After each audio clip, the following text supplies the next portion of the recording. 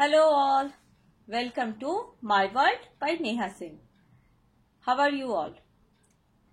आज मैं आप लोगों से एक इम्पॉर्टेंट बात करने वाली हूँ और ये बात एक बहुत ही अच्छी चीज को लेके है।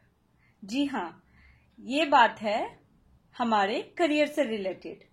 हम में से बहुत लोगों को ये एक शौक होता है ना कि हम कुछ लिखें, कुछ आर्टिकल वगैरह, कुछ एक तरीके का बुक लिखे, चाहे किताबें लिखे, अच्छी अच्छी कहानियां लिखे। हम अक्सर क्या करते हैं ना, हमारे अंदर बहुत सारा मंथन चलते रहता है, ये सोचते हुए कि पता नहीं हम कभी अपने सपनों को कोई पंख दे पाएंगे या नहीं दे पाएंगे।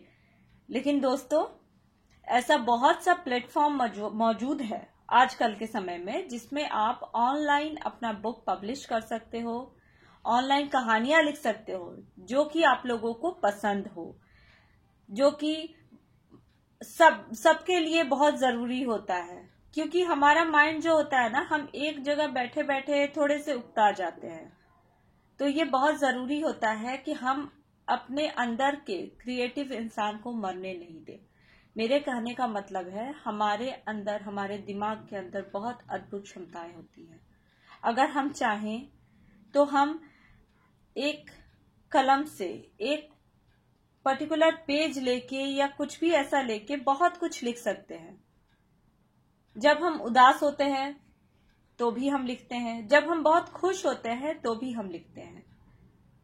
तो आज मैं आप लोगों को वही चीज बताने वाली हूँ। जी हाँ दोस्तों, मैं आप लोगों से बताने वाली हूँ कि कैसे मैंने अपने अंदर के राइटर को जिंदा रखा और किस तरीके से मैं अपनी जर्नी एज अ राइटर शुरू कर रही हूँ। मैंने लिखना शुरू कर दिया है, होप कि एक आध महीने में वो पब्लिश भी हो जाएगा।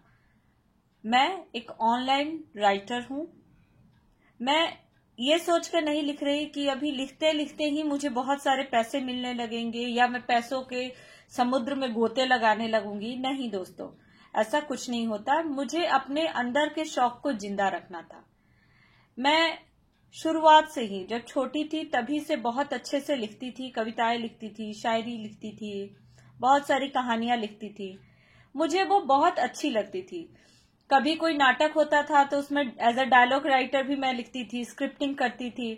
फिर धीरे धीरे जैसे जैसे पढ़ाई का बोझ बढ़ा, कॉलेज में गई, अचानक से वो सब कुछ खत्म होने लगा। शादी हो गई, उसके बाद से तो बिल्कुल ही खत्म हो गया। बच्चे आए, बच्चों के पालन पोषण में, बच्चों को अच्छे तरीके से पोसने में, उनकी परवरिश करने के लिए मैंने एक तरीके से अपने अंदर के राइटर को मार दिया। लेकिन जब मुझे इस पर्टिकुलर ऐप के बारे में पता चला तो मैंने सोचा कि why not give it a try. हम रोज सुबह जब उठते हैं तो हमारे लिए हमारी लाइफ कोई मीनिंगफुल नहीं होती, किसी के लिए भी नहीं होती है। उसमें कुछ एनर्जी लाने के लिए, उसमें कुछ ऐसी चीजें लाने के लिए जिससे हमारी लाइफ कुछ मीनिंगफुल हो सके, दूसरों के लिए प्रेरणा हो सके, हमें हमेशा कुछ ना कुछ अच्छा करते रहना चाहिए। मेरा ये मानना है कि जब हम कुछ अच्छे थॉट्स अपने दिमाग में लाते हैं ना, तो उसको एक पेपर में, एक पेन में लिखना चाहिए। आप लोगों को पता है दोस्तों, जो साइकोलॉजिकल थ्योरीज होती हैं, जो साइकोलॉजिस्ट होते हैं, साइकेट्रिस्ट होते हैं, उनका भी यही कहना है कि अगर आप अपने अंदर के राइटर को जिंदा रखें तो आपका दिमाग बहुत सालों तक, बहुत उम्र तक जाके भी मरता नहीं है। आई मीन टू से, वो एक बहुत ही अच्छे से बिहेव कर सकता है। मेरा ये मानना है कि हम चले जाते हैं, मतलब हमारा शरीर तो चला जाता है, लेकिन हमारा नाम, जो हम नाम बनाते हैं ना, वो हमेशा लोगों के बीच जिंदा रहता है। मैं ये दिल से मानती हूं कि अगर हम कुछ समाज के लिए अच्छा करना चाहते हैं तो हम लिख सकते हैं। लेखनी में दोस्तों बहुत ताकत होती है। अगर अच्छे राइटर्स हों तो हम एक अच्छा समाज का निर्माण कर सकते हैं। मैं अपने बच्चों को रोज रात को सोते वक्त बहुत अच्छी अच्छी कहानियां सुनाती हूँ। कभी कभी ऐसा होता है कि मैं बहुत सारे महापुरुषों के बारे में पढ़ती हूँ, जैसे स्वामी विवेकानंद जी, सरदार भगत सिंह, सरदार वल्लभ भाई पटेल और रानी दुर्गावती, रानी लक्ष्मीबाई, यहाँ तक कि हमारी लंगड़ी रानी। जी हाँ, एक इतिहास में रानी है जो कश्मीर की रहने वाली थी, कश्मीर की शासिका थी और उनकी बहादुरी के चर्चे दूर दूर तक थे। उनके बारे में जब मैंने पढ़ा, जब मैंने जाना, तो मेरे रोंगटे खड़े हो गए, मुझे गूज़बम्प आ गए कि इतनी बहादुर वीरांगना के बारे में आज तक कभी किसी ने क्यों नहीं लिखा, कभी किसी ने क्यों चर्चा नहीं की। हमारे देश में बहुत से ऐसे वीर पुरुष, वीरांगनाएं हुई हैं जो हमारे बच्चों के लिए, जो हमारी आने वाली पीढ़ी के लिए एक प्रेरणादायक है, स्वरूप है, जिनको हम पूज सकते हैं। एक रानी है जिनको हम हांडी रानी के नाम से भी जानते हैं। उनकी बहादुरी अविस्मरणीय है, अद्भुत है, अकल्पनीय है। मैं चाहती हूं मैं लेखनी के माध्यम से, अपने राइटर होने के माध्यम से उन लोगों के साथ पूर्ण न्याय कर सकूं जो कि इतिहास में कहीं दबकर रह गए हैं। मैं बहुत जल्द ही अपनी पुस्तक प्रकाशित करने की कोशिश करूंगी, उनसे प्रेरणा लेकर उनके बारे में कुछ रिसर्च वगैरह करके तब उनके बारे में लिखूंगी। और आप सब मेरे ऑडियंस जिस तरीके से प्यार मुझे दे रहे हैं, आप पुस्तक को भी उसी तरीके से प्यार दें। मैं जिस वक्त भी वो पुस्तक समाप्त करूंगी, मैं आप लोगों तक उस जानकारी को पहुंचा दूंगी ताकि आप लोग भी पढ़ पाएं। दोस्तों, एक ऐप है प्रतिलिपि, ऑनलाइन ऐप है, कोई भी इसे डाउनलोड कर सकता है।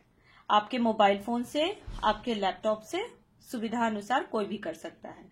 इसमें आप अपनी मातृभाषा या इंग्लिश, हिंदी, उड़िया, बंगाली, तमिल, तेलुगु, गुजराती, कोई भी आपकी भाषा हो, कोई भी प्रादेशिक भाषा हो, रीजनल भाषा हो, ये कोई मायने नहीं रखता।